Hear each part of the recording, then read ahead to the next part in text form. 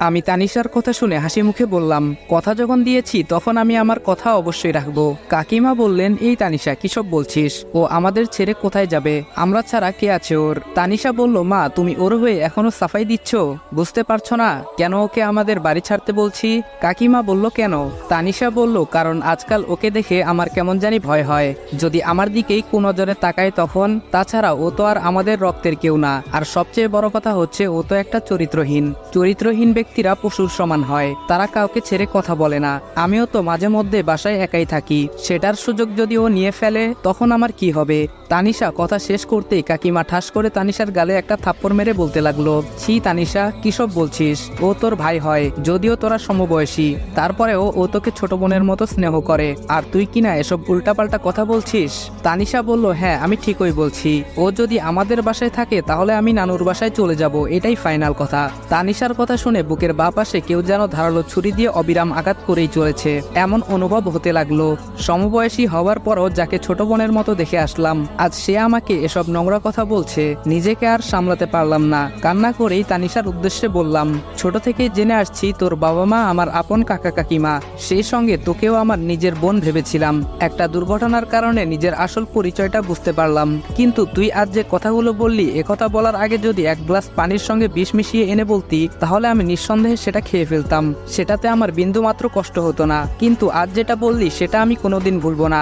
আর হ্যাঁ, যদি কোনো কালে কোনো জায়গায় দেখা হয় তবে আমার সঙ্গে কথা বলতে আসিস না, 2টা দিন সময় দে, কলেজ থেকে টিসি নিয়ে একেবারে চলে যাব। এই বলে খাবার খাওয়া বাদ দিয়ে রুমে চলে আসলাম, আর ভাবতে লাগলাম, না এভাবে আর থাকা আমার পক্ষে সম্ভব না। তাছাড়া তানিশার বাবা মা আমাকে যতটুকু আদর যত্নে বড় করেছে এতেই অনেক, তাদের ঋণ আমি কোনোদিন শোধ করতে পারবো না। আমি বরং অন্য কোথাও চলে যাব, এই শহর ছেড়ে অন্য কোনো শহরে চলে যাব। তার আগে স্যারের কাছে রিকোয়েস্ট করে যেভাবেই হোক টিসিটা আমাকে নিতেই হবে। পরের দিন কলেজে গিয়ে লক্ষ্য করলাম 2টা বাস কলেজের মাঠে, কিছুই বুঝতে পারলাম না। তারপর ক্লাসে বসতেই লক্ষ্য করলাম তানিশা আর রিদিতা অনেক হাসাহাসি করছে, কিন্তু আমাকে দেখেই তারা চুপ হয়ে গেল। একটু পরেই ক্লাসে স্যার এসে বলতে লাগলো, তোমাদের জন্য কিন্তু একটা সারপ্রাইজ আছে। সকল ছাত্রছাত্রী একসঙ্গে বলে উঠলো, কি সারপ্রাইজ স্যার? স্যার বললেন, সারপ্রাইজ হচ্ছে কাল তোমরা কলেজ থেকে শিক্ষা সফরে যাচ্ছ, তাও আবার একদম ফ্রিতে। এবার প্রিন্সিপাল স্যারের মেয়ের জন্মদিন উপলক্ষে শিক্ষা সফরে যাওয়া সকল ছাত্রছাত্রীদের জন্য একদম ফ্রি। স্যারের কথা শুনতে সবাই খুশি হলেও আমি খুশি হতে পারিনি। আগের মুডে থাকলে হয়তো এতক্ষণে হইচই করে ক্লাস কাঁপিয়ে ফেলতাম, কিন্তু এখন কেন জানি সেই আনন্দটা মন থেকে আসছে না। সেদিন আর ক্লাস হলো না, অল্প কিছুক্ষণের মধ্যেই ছুটি হয়ে গেল। তারপর প্রিন্সিপাল স্যারের কাছে টিসির কথা বলতেই তিনি অনেকটা রেগে যান।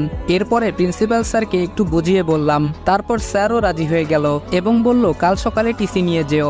স্যারের সঙ্গে কথা বলা শেষ করে তারপর বাড়িতে চলে আসলাম।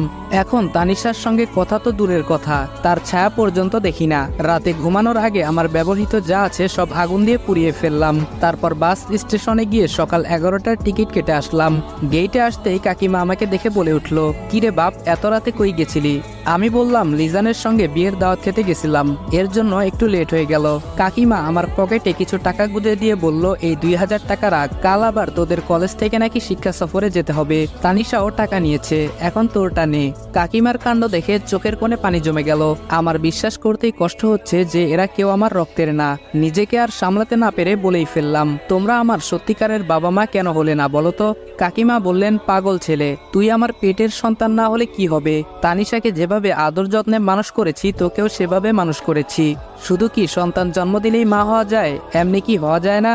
আমি বললাম, হ্যাঁ তাই তো, তুমি আমার কাকিমা না, শুধু মা। হ্যাঁ এবার ঠিক আছে, যা ফ্রেশ হয়ে খাবার খেয়ে ঘুমিয়ে পড়। কাকিমা এই বলে চলে গেল। কাল সকালে স্যারের কাছ থেকে টিসি নিয়ে